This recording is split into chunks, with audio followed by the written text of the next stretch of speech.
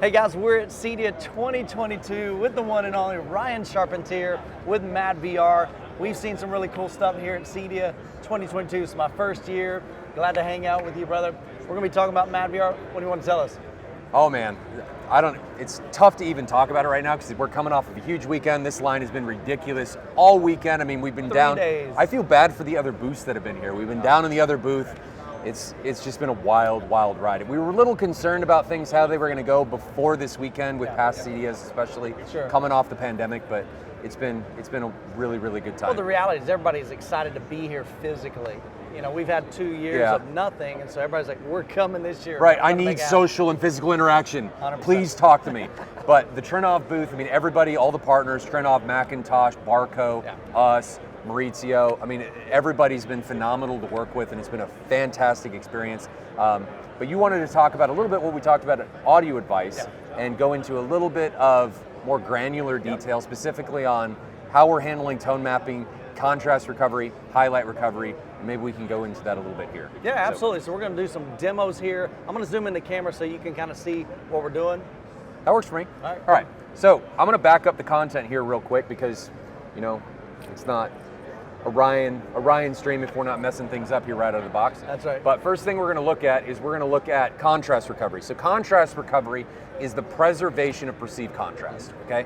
So tone mapping is natively destructive, right? Because we're applying compression. Gotcha. And when you apply compression, you're compressing the light, well, not compressing the light, but you're compressing things down so that the TV with less light capability is able to render that same content, right? Because if you demand of this TV, or any display really on the residential market, something to showcase, say, what we're showing here is Spears and Munsell. Right. If you ask it to do that, what's gonna happen is you're gonna run into tremendous problems. Clipping, colors being misrepresented, I mean, just all kinds of disasterful issues that manifest in unsightly scenes, okay? But things that most people don't really think about or overlook is there's subtle things, right? Sure. So one of them being contrast recovery. Okay. What contrast recovery is, it's Envy's ability to not really recover, but preserve perceived contrast. Right. And how it does that is it utilizes a dynamically generated histogram curve in order to dynamically apply compression, okay? So what that looks like, or what that histogram looks like, is this. And we'll look at that here in just a second. So there's the histogram, all right? And Envy uses that to dynamically apply the compression. And what that manifests as is this, okay? So you've got a haze that comes across the screen. That haze is the loss of perceived contrast. You're smashing everything together. You lose the lows, you lose the highs, thereby lose a more dynamic image. You're less immersive, okay? So that's one. We're gonna look at that a couple more images, and I'm just gonna turn it on and off here real quick, right? So off, See on, the haze, it gets a little bit clearer, more crisp. Off, on. So this Pay attention right here. This isn't radical, but we're seeing definitely. No. It's definitely not radical, but the key there, I'm glad you pointed that out, is that it's not radical. So Envy's tone mapping is, in my opinion, better, right? But when you start layering these things on top of it, like contrast recovery, highlight recovery, they're layers to the entire picture that are just gonna give you an even better experience than what the tone mapping does out of the box by itself. These are interactions with tone mapping, preventing the loss due to compression, but they're not dramatic changes, right? Which is something we don't want. And I'm gonna illustrate that right here. So in this particular image, I find it crucial to demonstrate that we are not blanket applying these settings. And the reason that's important is because it shows to people that we're not overly processing an image.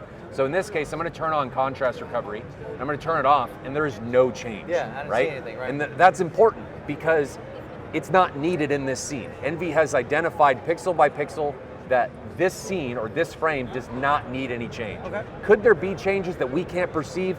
Absolutely, but it's not needed to the same level like we saw it on previous frames, and that's really important for people to know. However, this scene needs highlight recovery. And what highlight recovery is it's a preservation of like color. And what I mean by that is, as an example, say you've got a 10,000 nits frame, and you've got colors that exist 100 nits apart.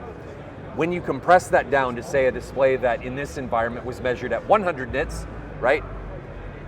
100 nit difference, 10,000 nits, 100 nits, 1 nit when you compress down. Gotcha. So that 1 nit to showcase that color, those used to have variance. Now they're virtually the same. Okay. And what you see when that happens, if we pay attention right in here, is this. Okay, it turns into milk. Yeah. So it's not an overwhelming difference. You may still think, looking back at that, like that's a pretty great image. Yeah. But if you pay attention here, when we turn this back on, it looks like this.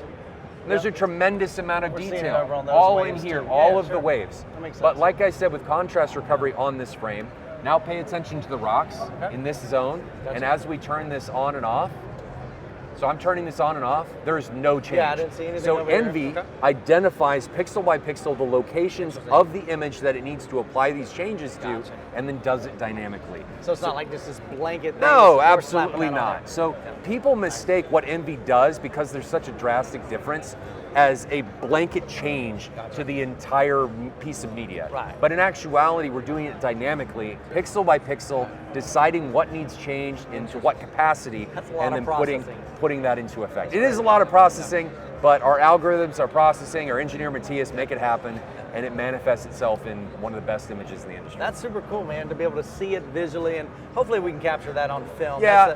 That's the hardest thing, is being able to see that, but I think we can get it. That is the hard part, but I think we've got that worked out. You and I were talking beforehand about how to best do that, and I think it's going to work out fairly well. You go to www.madvrnv.com.